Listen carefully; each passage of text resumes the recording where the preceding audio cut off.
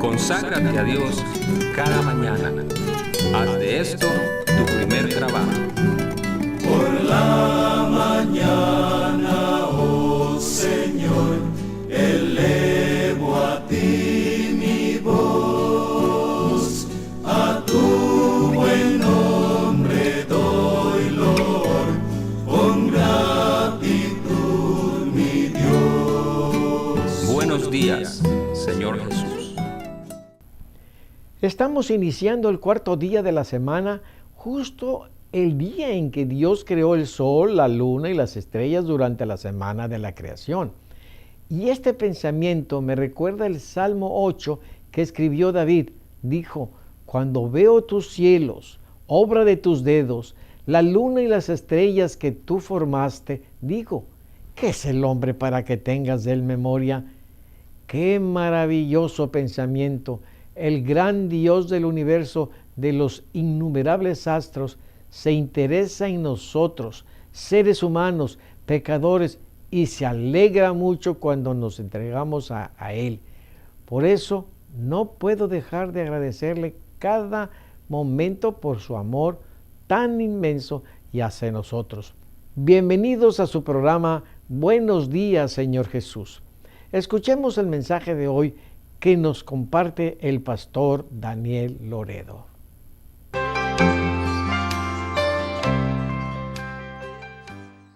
Mis queridos amigos y hermanos, comencemos nuestro devocional con una oración.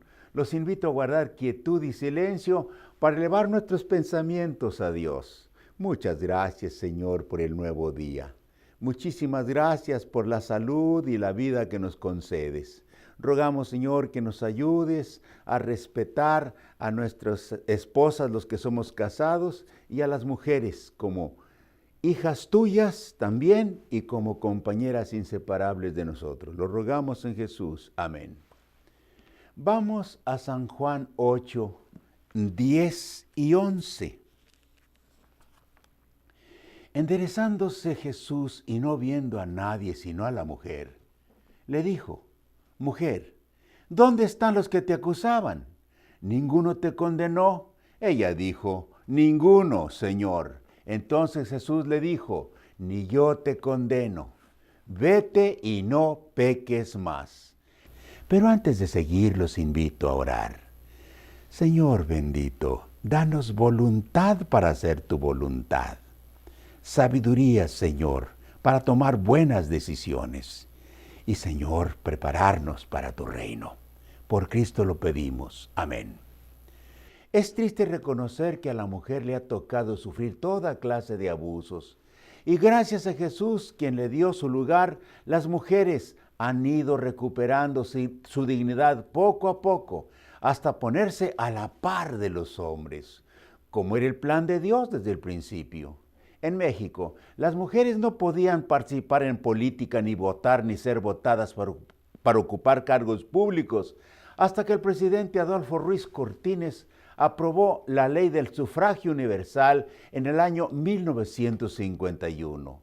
Sin embargo, todavía falta mucho para que la mujer ocupe el lugar que le corresponde, es decir, ser de ayuda y apoyo para el hombre, quien debe tratarla como hueso de sus huesos y carne de su carne. No es su cabeza ni son sus pies, pues Dios la hizo de una costilla de Adán, dice el Génesis 2. Y de la costilla que Jehová Dios tomó del hombre, hizo una mujer y la trajo al hombre. Dijo entonces Adán: esto es ahora hueso de mis huesos y carne de mi carne. Esta será llamada varona, porque del varón fue tomada. Por tanto, dejará el hombre a su padre y a su madre, y se unirá a su mujer, y serán una sola carne. La Torá, que es el comentario bíblico judío, dice de la creación de la mujer: no fue creada de un hueso de la cabeza, ni de un hueso de los pies, sino de una costilla a la mitad del cuerpo, para ser considerada igual al hombre, debajo del brazo, para ser protegida, y cerca del corazón, para ser amada, como a sí mismo. El plan de Dios ha sido distorsionado y pervertido por el pecado, y la mujer ha sido humillada, marginada y degradada a través de los siglos. Todavía hay muchos lugares en donde los usos y costumbres permiten que las mujeres sean vendidas como mercancías. En el Medio Oriente todavía son consideradas como propiedad privada de los esposos, quienes pueden tener todas las mujeres que quieran. Pero si una mujer se atreve a traicionar al esposo, puede ser apedreada en público, para escarmiento de todas. En muchos países no cristianos todavía se practica la infibulación femenina, una abominable mutilación dolorosa y humillante. Leí la historia de una mujer llamada en su lengua natal Flor del Desierto, que logró huir cuando supo que su padre la había vendido a un viejo quien podía ser su abuelo, y se convirtió en una modelo muy cotizada.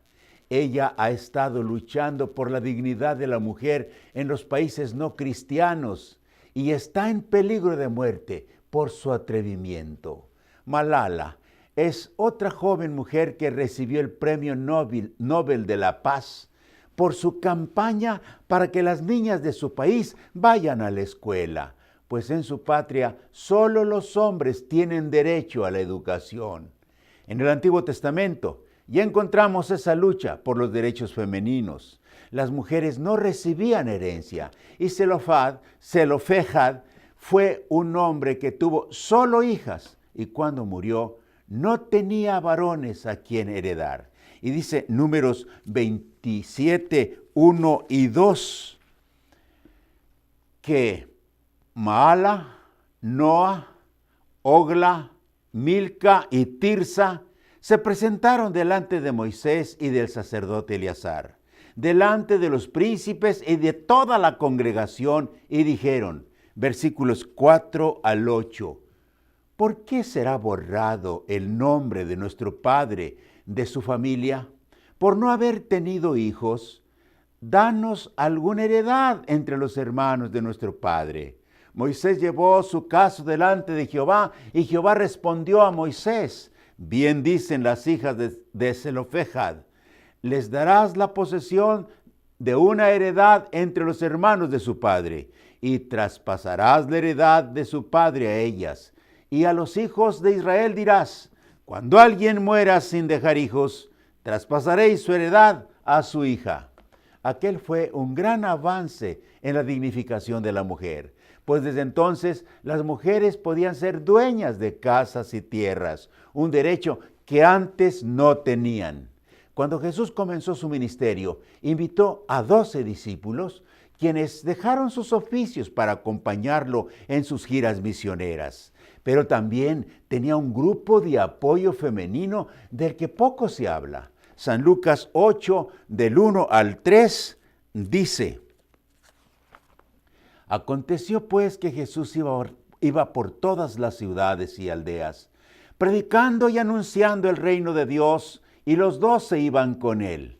Y algunas mujeres que habían sido sanadas de espíritus malos y de enfermedades, María, que se llamaba Magdalena, de la que habían salido 7 demonios, Juana, mujer de Chuza, intendente de Herodes, y Susana, y otras muchas que le servían de sus bienes.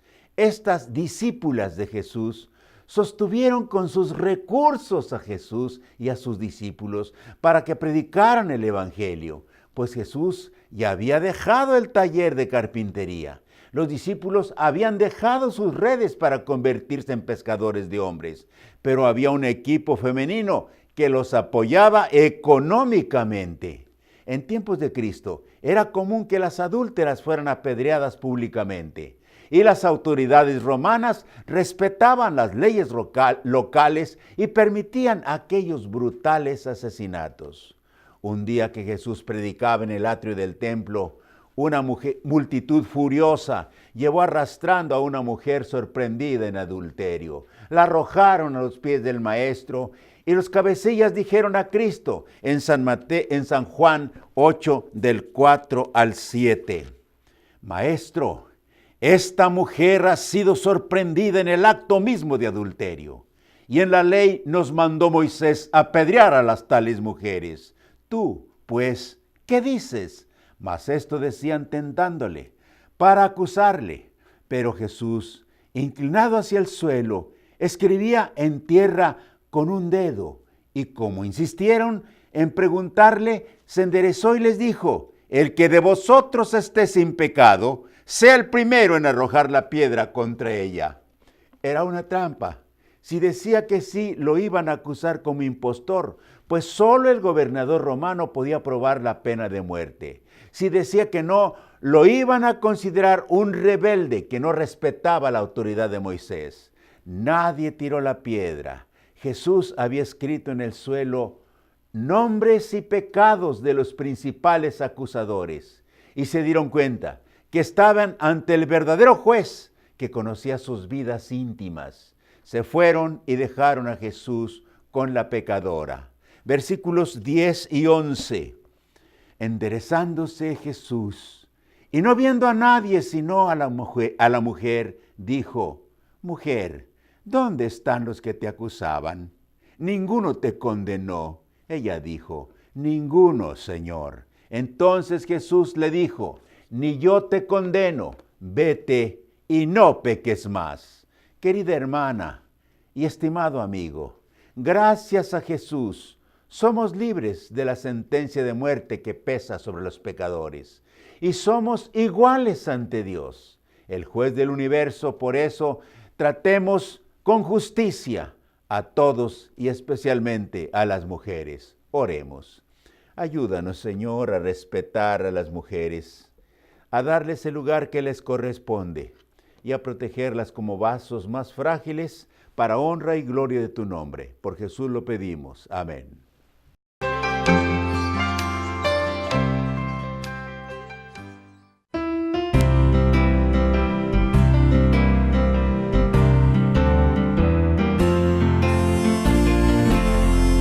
Notarás que, hermanos, hallamos aquí. Esto es porque somos la familia de Dios. Si sufre alguno, lo sentimos también. Las victorias gozamos, cual familia de Dios. Soy feliz porque soy de la familia de Dios. Por su sangre en la fuente, lavado fui, gozo con mi Cristo, cual viajero salir. Parte soy de la grande familia de Dios. Desde el orfanatorio a la casa del rey, de pobre a rico fui llamado a servir. De débil a fuerte Él me transformó. No soy digno, mas gloria a Dios, soy parte de Él. Soy feliz, parte soy de la familia de Dios. Por su sangre en la fuente, lavado fui, gozo con mi Cristo, cual viajero salir. Parte soy de la grande familia de Dios.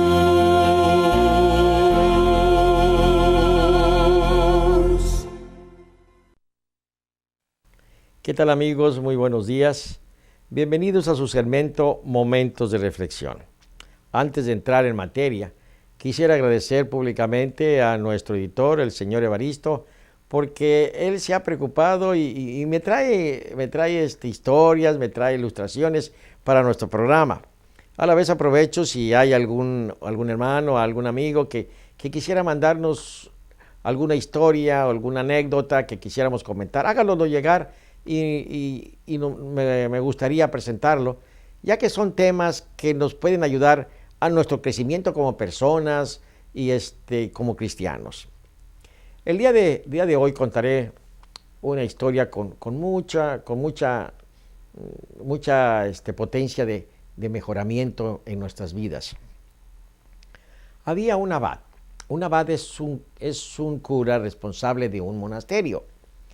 Este hombre estaba preocupado porque su monasterio había perdido asistencia. Ya no era el monasterio de tiempos atrás. Sus cuartos estaban antes repletos de jóvenes que venían a estudiar la carrera de teología, y también antes la capilla estaba repleta de gente al escuchar los sermones y los consejos de los monjes. Pero esos buenos tiempos ya habían pasado. Resulta que ahora no tenían ningún joven estudiando allí.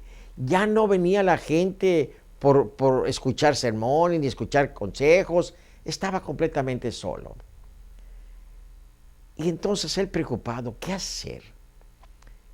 Le entró una idea de visitar a un viejo obispo que tenía la fama de ser sabio. Dijo, yo sé, él me puede dar la solución. Voy a ir a verlo. Así que hizo planes, empacó sus maletas y emprendió el viaje para ir a visitarlo. Cuando estuvo ya frente a él, le plantea el problema.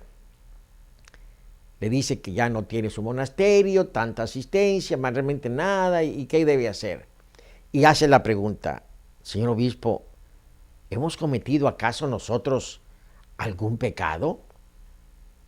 A lo cual el anciano obispo respondió, sí han cometido un pecado, el pecado de la ignorancia. ¿Cómo? Sí, porque el mismo Señor Jesús se ha disfrazado y está viviendo en medio de ustedes. Y ustedes no se han dado cuenta, no lo saben. No dijo más y se fue. El abad se retiró del lugar del obispo y emprendió su camino de regreso. Y durante el camino, su mente completamente pensando, ¿quién es? ¿Quién es ese que se hace pasar por Jesús? No puede ser, pero no sé. Empezó a pensar, ¿será el sacristán? ¿Será el hermano de cocinero? ¿O será el administrador? No, pero el administrador tiene muchos errores.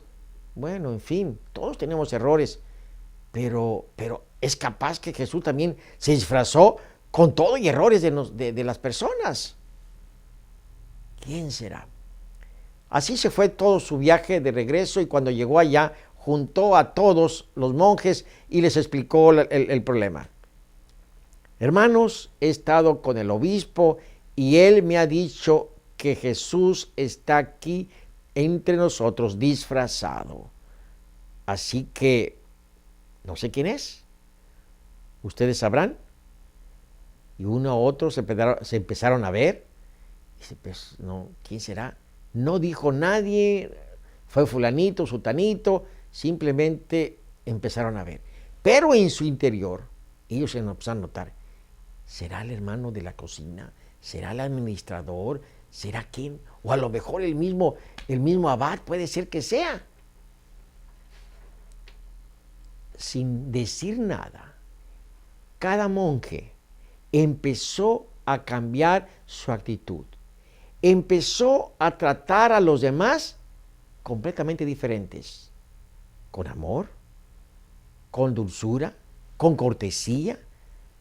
Y entonces empezó a haber un cambio en ese monasterio. Los pueblos cercanos se dieron cuenta de ese cambio. Y entonces empezaron a venir a recibir instrucción, a recibir consejos en la capilla. Jóvenes se empezaron a interesar a venir a estar con ellos y a estudiar. la situación cambió por completo. Amigos, hermanos, ¿qué les parece? Un cambio de actitud mental puede ser un cambio completamente en nuestras vidas. ¿Por qué no tratamos a todos a quienes nos encontremos como si fuera Jesús? Ya verán, lo trataremos diferentes, seremos más pacientes, lo hablaremos no golpeado, le hablaremos bien. Dejo con ustedes ese pensamiento. Pero antes de acabar, quisiera compartir con ustedes algo que me pasó el día de ayer, que tiene algo relacionado con este tema. Platicando con un amigo, que queremos nosotros poner un canal de televisión y ver cómo podemos obtener el dinero para comprarla. Salió diciendo, pues la verdad no nos debemos de preocupar. El dinero es de Dios. Dios es el dueño del dinero.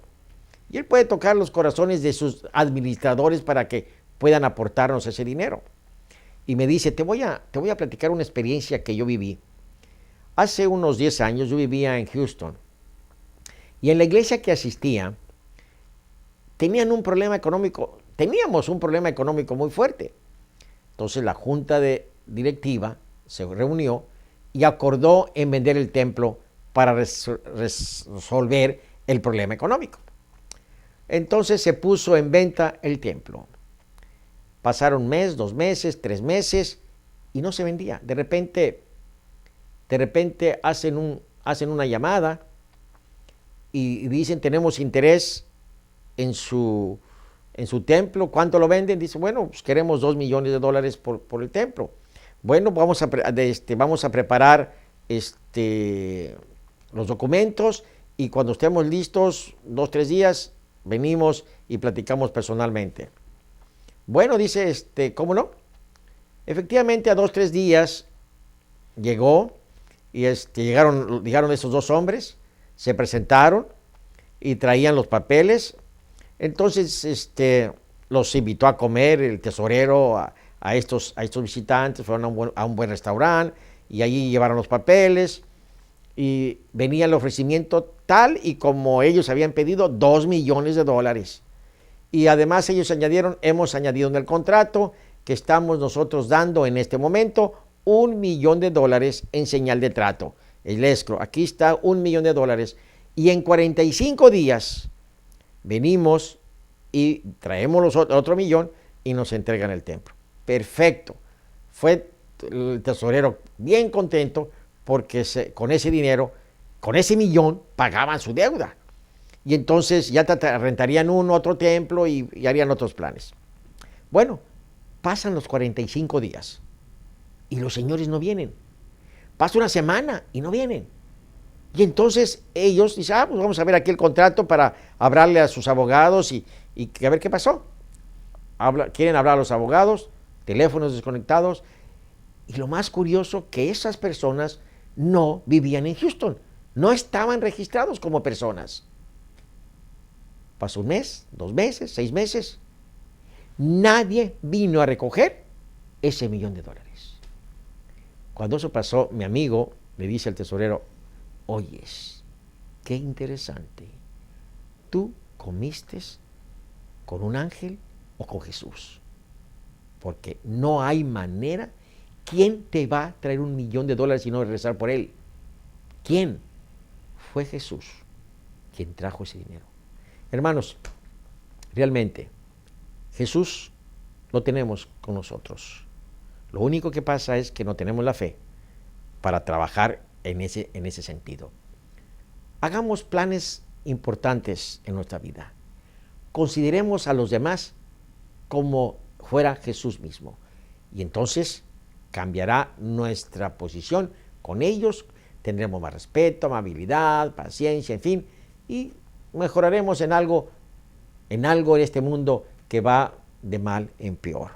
Hermanos, que Dios los bendiga. Nos veremos la próxima semana con el favor de Dios. Gracias por acompañarnos hoy. La mayoría de las iglesias tienen culto de oración esta noche. No olvide llevar sus peticiones y agradecimientos a Dios. Él se agrada cuando somos agradecidos. Si usted no tiene a dónde asistir y le gustaría reunirse con nosotros llame a nuestro teléfono que aparece en pantalla y le diremos dónde nos estamos reuniendo. También en pantalla puede ver los capítulos de la Biblia para hoy. Le felicito por continuar con la lectura sistemática de la palabra de Dios. Nos despedimos esperándoles mañana y que Dios les bendiga.